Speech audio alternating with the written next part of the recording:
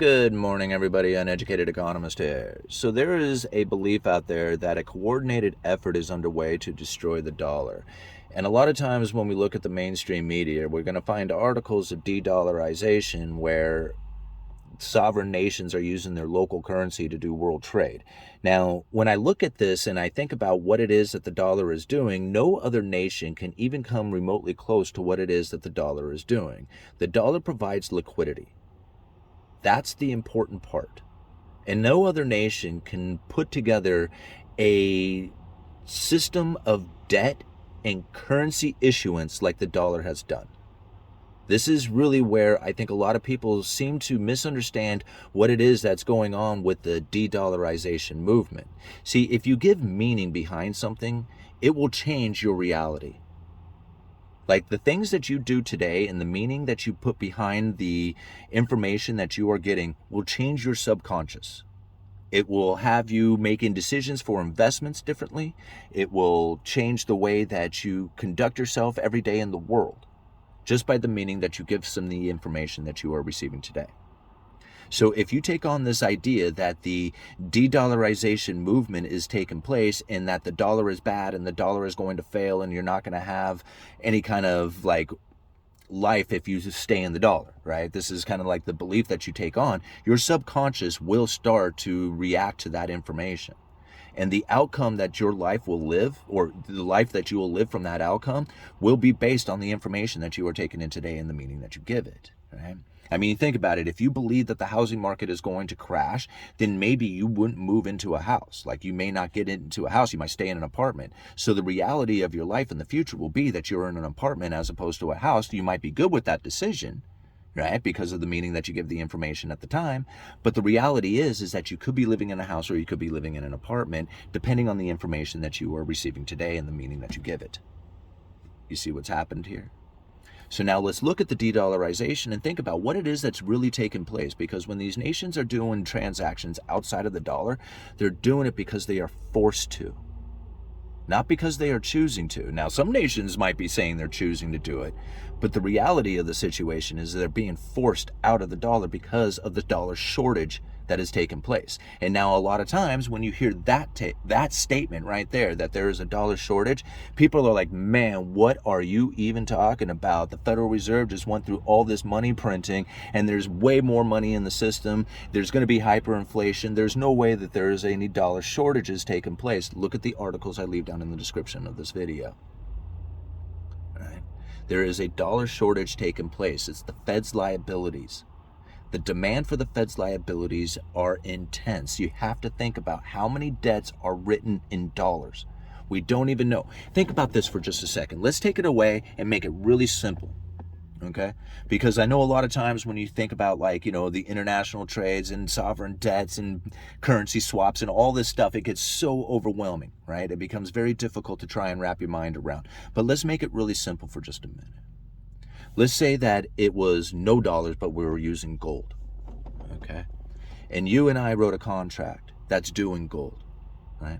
But nobody knows about that contract, just you and I, right? And they don't know how much gold it is that we are planning on doing in this trade, on this contract. Now, think about how many contracts may exist that have the same demand for gold and how much gold is really available to cover all these contracts. Think about it like that for just a moment, right? Nobody knows exactly how many contracts exist, and nobody knows exactly how much gold there is to cover all those contracts. But we do know that there is far more contracts than there is gold.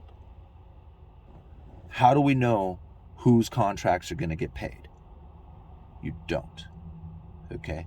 The exact same thing is occurring in our system right now with the dollar. There is a lot of contracts that are due in dollars, but we don't know how many contracts are due in dollars. That is the Federal Reserve's liabilities and the demand for them.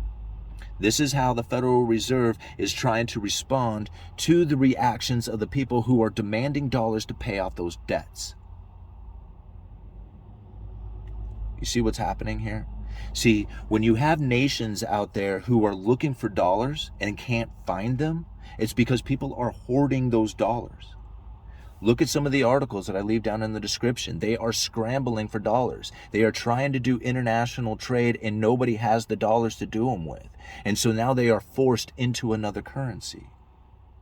That's what's really happening. They're not doing it by choice. Some of them, like I said, might be doing it by choice because they're trying to, put this impression that there is this weaponized dollar. But really what it is that there's not enough dollars out there to provide the liquidity in order to do all the world's transactions. That's what's really happening here. See, when the dollar was first introduced, right? When the Federal Reserve was introduced to provide an elastic money supply, they were going to be there to put money into the currency system in order to, provide currency in order to facilitate all the trades. And then as the economy slowed down, they would pull that money back out. That was the whole idea behind the Federal Reserve, was to have this elastic money supply to deal with the booms and busts of business cycles, right? Because really what ends up happening is that the more transactions that start to take place, the more demand for currency begins to happen and the more hoarding of wealth that happens at the same time. So as business is happening and the most industrious people out there begin to start to hoard the wealth, right? Because you're accumulating your profits. Well, that starts to deprive the rest of the world of gold, the currency out there. And that's when the Fed was going to interject money into the system, right? To keep the commerce going. Well, the whole world loved that. They all demanded liquidity. They were like, man, we love this dollar thing, right? Traded straight over for gold. We can trade our dollars over for gold. Dollars are as good as gold. Dollars provide all kinds of liquidity to do transactions with, and the world demanded dollars.